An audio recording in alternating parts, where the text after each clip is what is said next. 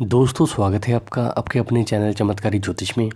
आज के इस वीडियो में हम जानेंगे अगर कुंडली बृहस्पति में केंद्र में स्थित हो तो इसके क्या लाभ होते हैं, क्या हानियां होती हैं और क्या सावधानी रखनी होती है अगर बृहस्पति केंद्र में स्थित है। तो ज्योतिष के अनुसार अगर बृहस्पति पहले, चौथे, सातवें और 10वें भाव में स्थित हो तो बृहस्पति के इन भावों में होने से बहुत सी लाभ भी होते हैं और बहुत सी हानियाँ भी होती हैं और व्यक्ति हर तरह से सुख पाता भी है, परंतु इसके लिए छोटी सी सावधानी भी रखने की ज़रूरत होती है। तो अगर बृहस्पति कुंडली में पहले घर में स्थित है तो पहले घर में बृहस्पति का होना अर्थात गद्दी पर बैठा साधु, राजगुरु या मठाधीश समझो। ऐसे जातक की जैसे जैसे स्टडी बढ़ेगी, जैसे जैसे वो आगे बढ़ेगा, शिक्षा बढ़ेगी और वैसे ही उसको दौलत मिलेगी। पर इसके लिए आपको सावधानी क्या रखनी है? तो यदि शनि 5वें घर में हो तो खुद का मकान आपको नहीं बनाना चाहिए। बृहस्पति पहले घर में हो और अगर शनि 5वें घर में हो आपकी कुंडली में तो आपको खुद का घर नहीं बनाना है। शनि 9वें घर में हो तो स्वास्थ्य का आपको ख्याल रखना है। राहु यदि 8वें या 11वें घर में हो तो पिता का ध्यान रखें। तो ध्यान रखें, बृहस्पति आपका लगन में होना चाहिए। बाकी शनि आपका 5 में हो या 9 में हो और राहु 8वें या 11वें घर में हो तो आपको पिता का ख्याल रखना है। झूठ आपको नहीं बोलना है। पिता, दादा और गुरु का आदर करें। विवाह या अपनी कमाई से 24वें या 27वें साल में घर बनवाना जातक की पिता की उम्र के लिए ठीक नहीं होगा। सत्य बोलना, आचरण को शुद्ध रखना।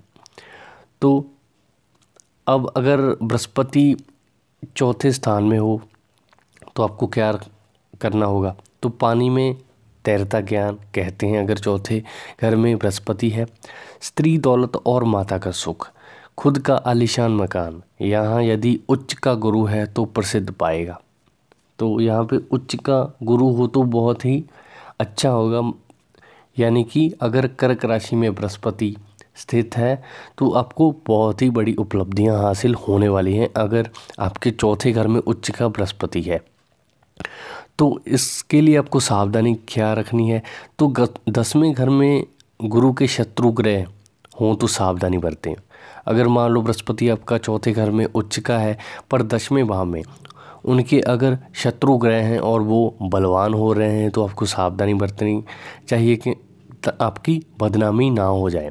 बहन, पत्नी और माँ का सम्मान आपको करना है अगर बृहस्पति उच्च का है और उसके शत्रु ग्रह बलवान है। तो अब बात करते हैं अगर बृहस्पति सप्तम भाव में हो तो बृहस्पति का सप्तम में होना ऐसा साधु जो ना चाहते हुए भी गृहस्थी में फंस गया है। यदि बृहस्पति शुभ है तो ससुराल से मिली दौलत बरकत देगी। ऐसा व्यक्ति आराम पसंद होता है, लेकिन यही उसकी असफलता का कारण भी है। आपको सावधानी क्या रखनी है? अगर बृहस्पति आपके सप्तम भाव में स्थित है तो घर में मंदिर रखना या बनाना अर्थात परिवार की बर्बादी। कपड़ों का दान आपको नहीं करना है। पराई स्त्री से आपको संबंध नहीं बनाने हैं अगर आपका बृहस्पति सप्तम भाव में है। तो अब बात करते हैं एक और केंद्र के घर की जो कि होता है 10वां भाव। अगर बृहस्पति 10वां भाव में हो तो ऐसा गृहस्थ जो बच्चों को अकेला छोड़कर चला जाए। यहाँ गुरु अशुभ फल देता है। यदि शनि अच्छी स्थिति में है तो अच्छे फल मिलेंगे। अगर बृहस्पति 10वें भाव में है और शनि अच्छी स्थिति में उच्च का है या लगन में कारक भी है तो यहाँ पे बृहस्पति के अच्छे फल मिलेंगे। चौथे घर में शत्रु ग्रह हों तो अशुभ फल देगा। अगर 10वें भाव में बृहस्पति बैठा है और चौथे घर में उसके शत्रु ग्रह हैं और वो बलवान हो रहे हैं तो ये अशुभ है। तो इसके लिए आपको क्या करना चाहिए? ईश्वर और भाग्य पर भरोसा ना करें, शम और कर्म ही अपनाएं, दूसरों की भलाई पर ध्यान दें। शादी के बाद किसी भी दूसरी स्त्री से संबंध ना रखें, अन्यथा सब कुछ बर्बाद होगा। यदि बृहस्पति आपका केंद्र में है और शनि पहले चौथे घर में आ जाते हैं या फिर शनि 10वें घर में आ जाता है तो किसी को खाने या पीने की कोई वस्तु ना दें। अगर आपका बृहस्पति 10वें भाव में है और शनि भी आपका पहले चौथे या 10वें घर में है तो आपको किसी को भी खाने या पीने की कोई वस्तु नहीं देनी है। दया का भाव घातक होगा। तो ज्योतिष के अनुसार 10वें घर में यदि बृहस्पति है तो ऐसे जातक को घर में मंदिर नहीं बनाना चाहिए। कुछ स्थितियों में चौथे और 7वें भाव में गुरु हो तो घर में मंदिर या पूजा घर बनाना नुकसानदायक हो सकता है, खासकर ऐसा मंदिर जिसमें गुंबद या जिसका शिखर हो।